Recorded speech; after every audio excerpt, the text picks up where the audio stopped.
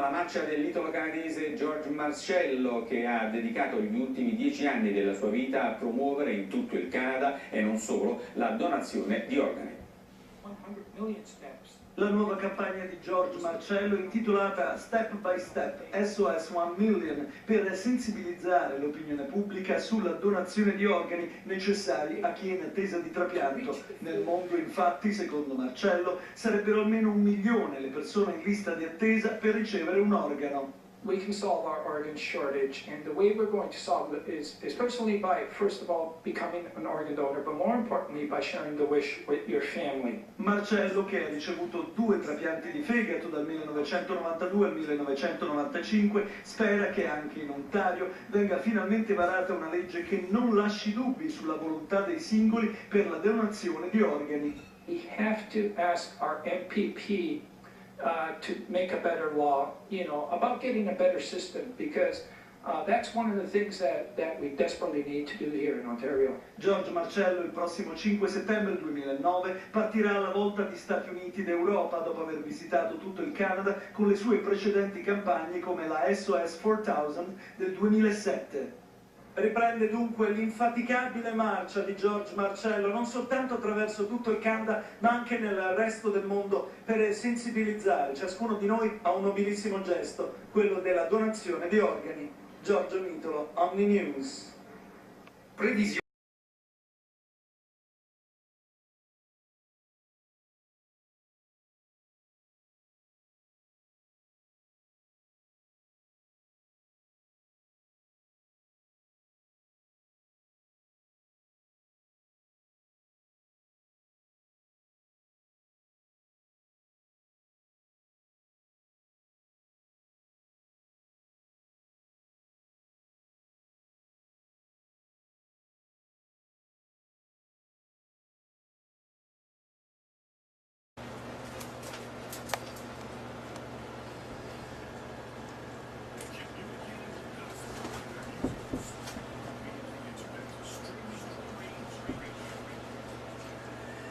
You're listening to StreamingBreezeRadio.com, and this is Clairmont. And this is Kurt. The champs. The champs.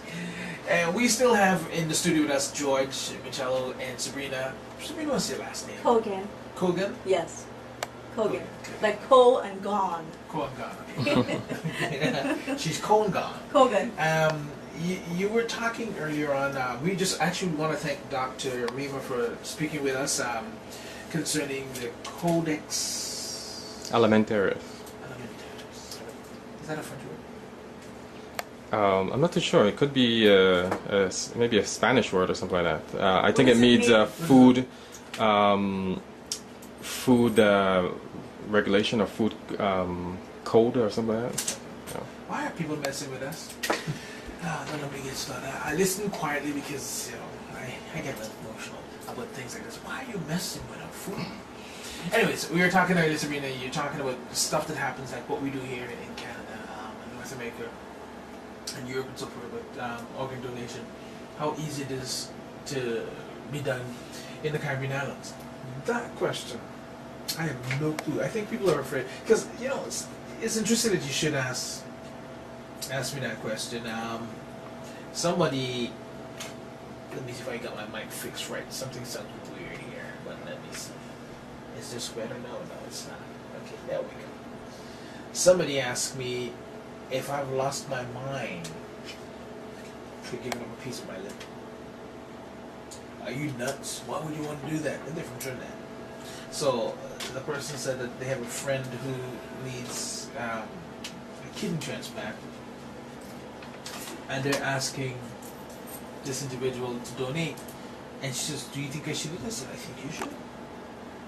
If you're healthy and you can, you should. It's just, you're nuts. I would do something like that. It's a different mentality in the Caribbean islands. It's a completely different mentality, and I guess too because doctors in the Caribbean islands sometimes feel as though they're gods, and their whole attitude towards patients and the whole, you can go to a doctor up here and you go for a second or third opinion somewhere else and nobody really give much attention to it. Down there they'll ask you, so if you go to the next doctor, why are you coming back to me? stay there. It's like, you know, they get all frustrated and jealous or whatever the case may be. So for that reason, they're not very, what's the word, cooperative or helpful. Is it that the reason, or because I remember when I was younger, you know, living in the islands, you go to the hospital for one reason, okay, and that is when you know that you're gonna die. Yeah. You know. Exactly. So is it that fear It's that fear, yeah. That I remember as an 18-year-old boy, I had to go to the hospital for them to check out this thing that I had on my arm. I remember saying to my mom, I would never spend one day in our hospital in Guyana. Georgetown Hospital was called. I said, because I'm not going to live. I think they're quacks. That's my statement. I never did stay. I never did have to stay. I went in and they checked me out and then they sent me home. Because what they were going to check for, God was so miraculous it didn't materialize. I don't think they're incompetent. I just think they're working with less equipment, technology. I don't know. They're working with something less than we have over here. I don't think it's incompetent. Has it changed now, or because I know a lot of doctors are students go to Cuba, for example, for training, right. To be doctors and nurses and stuff like that. So has the whole situation in the Caribbean changed when it comes to the level of the quality of healthcare? I don't think it has, but there's still that fear because my thing is, every year the doctors here have this kind of briefing or whatever we call retraining or whatever they go through, seminars just to improve on their skill. I don't know how often some of these doctors down in the Western Islands do that. I don't know if it's because they don't see the need to, they think they've learned enough, or I don't know the deals. Like, for example, if I can say this, for all the years, my dad died from renal failure. And come up here and I'm actually working in the department, renal department. And I think this June is the very first time we got a dialysis unit in Guyana. The very first time. After all these years. So there's something that says we're still behind the 8 ball. So, you know, had they had dialysis machines back in the day, my dad probably would have lived a little longer. So are you saying to me, Clairmont, that it's the lack of technological equipment, or is it a combination of you don't have the equipment, you don't have the mentality, and therefore the people perish? Thank you. Yes. Yeah, so because what I'm saying is life is everything, and the whole purpose of what Marcello is trying to do is going across land to land to land to educate the people so they do not perish because of either lack of equipment, lack of knowledge, lack of information, or how about lack of empathy? Because if the doctor was on the table, he'd be flying somewhere to get that whatever that he's missing. Absolutely. And my whole thing is, a lot of the doctors who are in the Caribbean, don't they usually get educated in other countries like the United States before they come back to their country and set up their practice? Because it's not like they're doing boards to do in each state in the United States. You have to practice by the board certification of the state that you're in. Once you get your degree in England or Oxford or wherever you went to study medicine, it's already an automatic establishment that you know your skill. Now the doctor's oath is that you have to prolong life.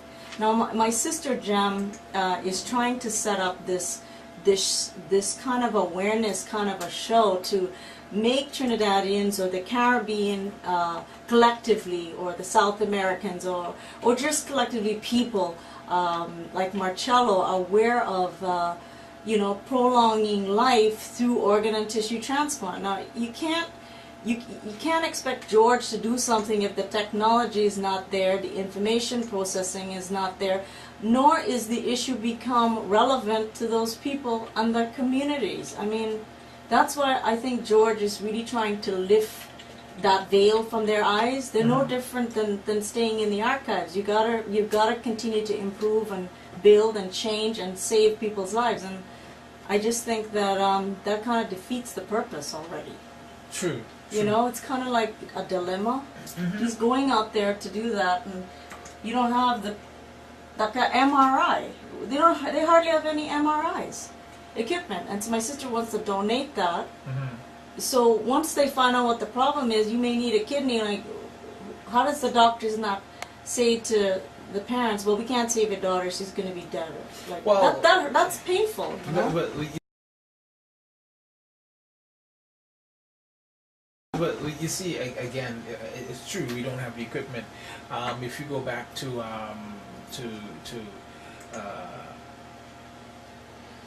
let's say Trinidad, quite recently, they had a child who's coming out to Canada because of something they couldn't treat there. So there's cases like that because of the it's a word coming to my mouth, but I don't want to say the word is backwardness, but the lack of.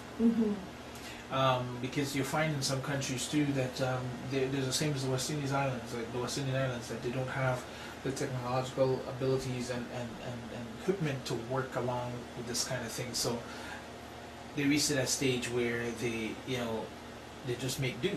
So suppose the country itself sets into a program into effect, no different than what he had discovered and he had researched, which is George. With the people in Spain's mentality is when you die, you don't need the organs, so we're just going to take it and just keep recycling, people's lives and prolonging it that way. I mean, if you don't have the equipment, at least you could put something else in place, and I think that's why we want to meet with the health minister to establish some sort of recognition of what George is doing with the torch of life, because I believe that people in Trinidad want their child to live as just as much as somebody here in Toronto.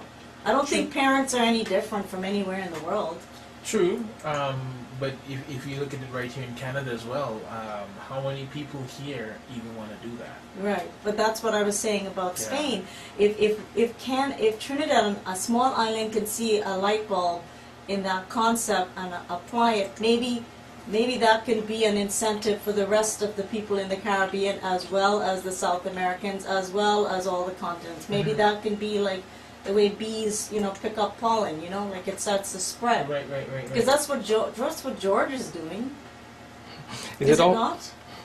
Is it also a religious issue that we're also dealing with in the Caribbeans? That perhaps they do not want to give part of their body because they believe somehow that's sacrilegious, or they're going to need it in the next life, or now I'm asking because all of these issues sometimes play a part, and we need to know what really are the issues so that we can change the mindset of the people.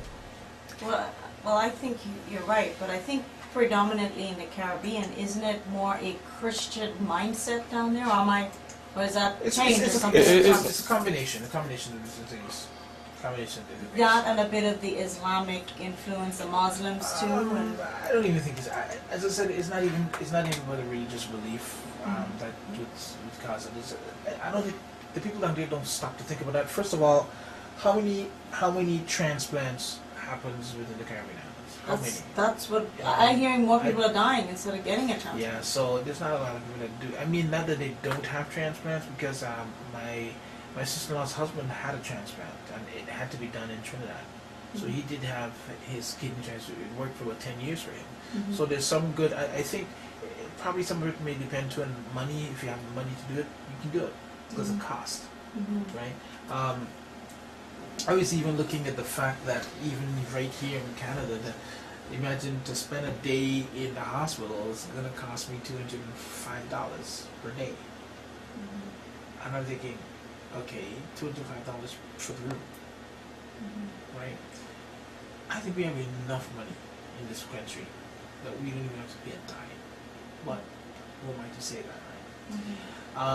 So you're looking at the cost that to bring a child up from the Caribbean islands, whether Guyana or Trinidad, because the last time they brought this little boy up from Trinidad, from Guyana I think it was, and he had something like, I think, elephantitis.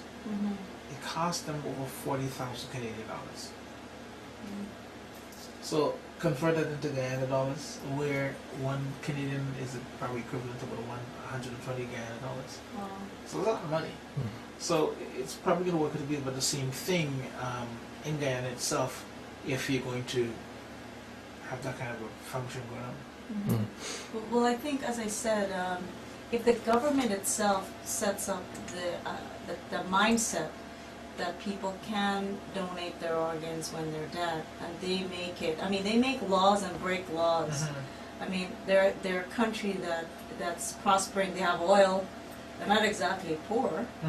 I believe that they can make a lot of things happen. They can barter a lot of things. They can work with the United States, because, you know, oil is what talks right now. They're trying to do new energy, but I believe that that when it comes to the people itself in the Caribbean, if the country and the health minister gets involved from that point of view, I believe that they can make changes like that. But you have to be active.